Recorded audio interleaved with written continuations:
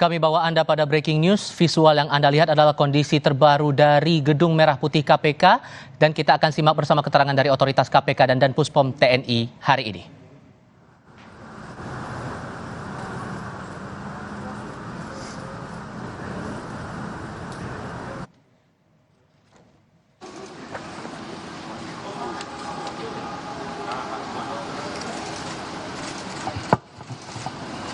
Dari disampaikan oleh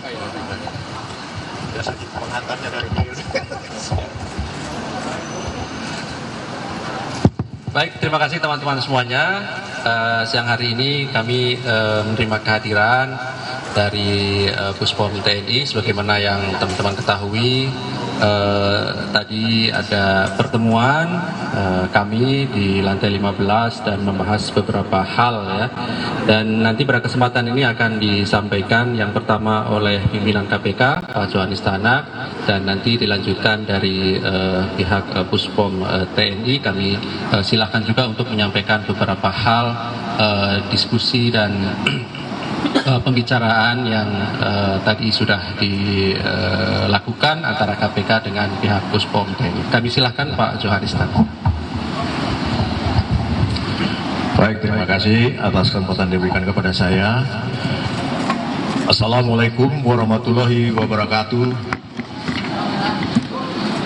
Selamat sore, salam sejahtera bagi kita semua. Om Swastiastu, Namo Buddhaya, salam kebajikan. Rekan-rekan wartawan, wartawati yang saya hormati, saya cintai dan saya banggakan, pada hari ini KPK bersama TNI yang dipimpin oleh para Kapus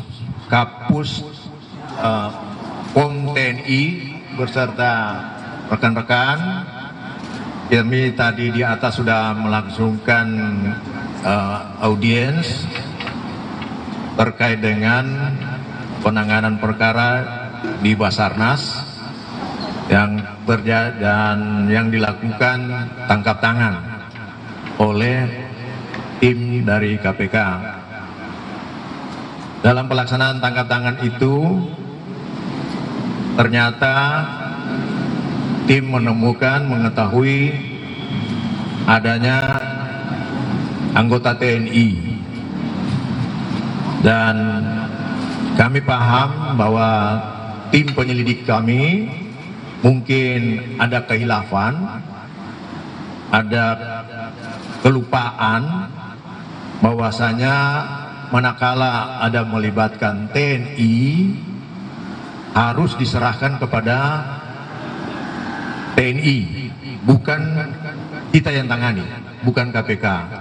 Karena lembaga peradilan sebagaimana diatur dalam Undang-Undang Nomor 10 Pasal 10 Undang-Undang Nomor 14 tahun 1970 tentang pokok-pokok peradilan itu diatur ada 4 lembaga peradilan: peradilan umum, peradilan militer, peradilan tata usaha negara, dan peradilan agama.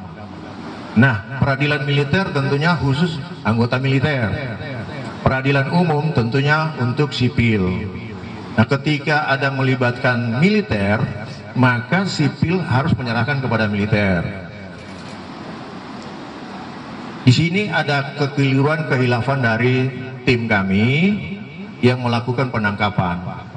Oleh karena itu kami dalam rapat tadi sudah menyampaikan pada teman-teman TNI, kiranya dapat disampaikan kepada Panglima TNI dan jajaran TNI.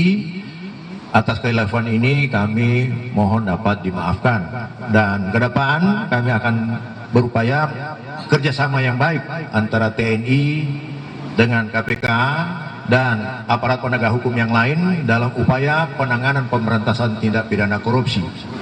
APH, aparat penegak hukum, dalam penanganan perkara tindak pidana korupsi yang saat ini dipahami hanyalah kejaksaan dan kepolisian. Padahal dalam proses penanganan perkara korupsi, aparat penegak hukum juga termasuk tentunya TNI. TNI adalah termasuk aparat penegak hukum, dan bukan hanya dalam konteks perkara korupsi. TNI itu adalah penegak hukum.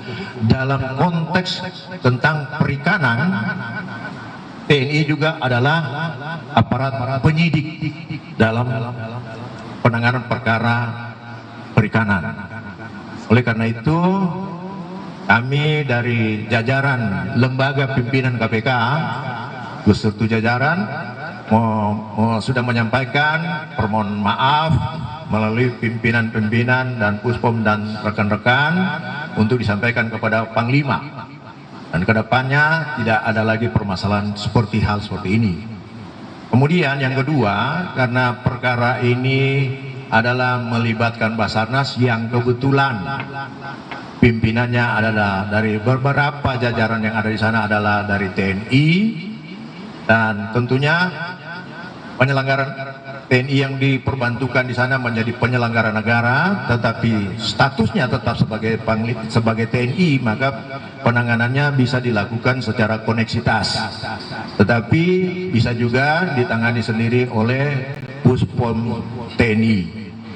Kami lagi berkoordinasi nantinya bagaimana yang terbaik untuk kedua lembaga demi bangsa dan negara dalam penanganan perkara korupsi. Saya kira untuk sementara dari saya cukup sekian. Untuk selanjutnya kami serahkan kepada Dan Puspom TNI. Silakan Pak. Baik, terima kasih Bapak Johanis Tanak sebagai salah satu komisioner KPK. Selamat sore yang saya hormati rekan-rekan wartawan. Jadi tadi sudah disampaikan kita mengadakan pertemuan di atas terkait dengan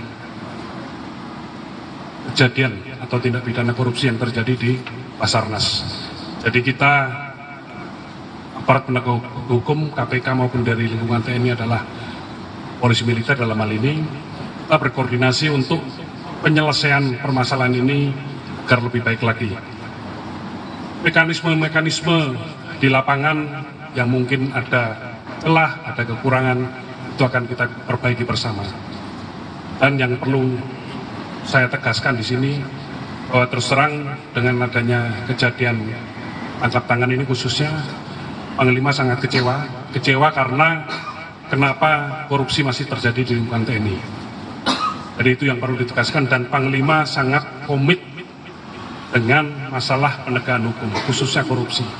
Yang perlu rekan-rekan catat semua, dalam proses penyelesaian untuk prajurit TNI yang terlibat permasalahan ini, kita dari penyidik dan aparat hukum di lingkungan TNI akan melaksanakannya dengan transparan.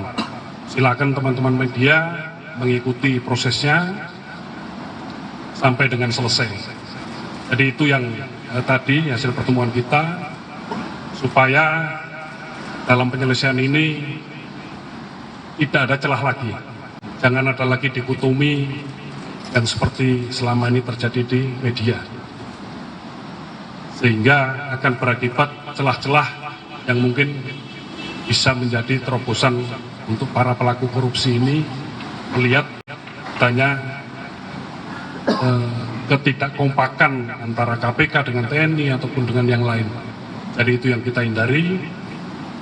Kita semua sepakat, saya kira, untuk memberantas korupsi. Saya kira demikian yang bisa saya sampaikan. Terima kasih. Assalamualaikum warahmatullahi wabarakatuh.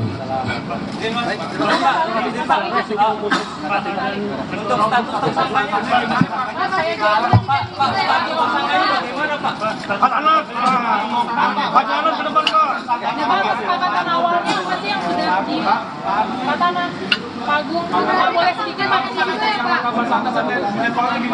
Dia apakah ini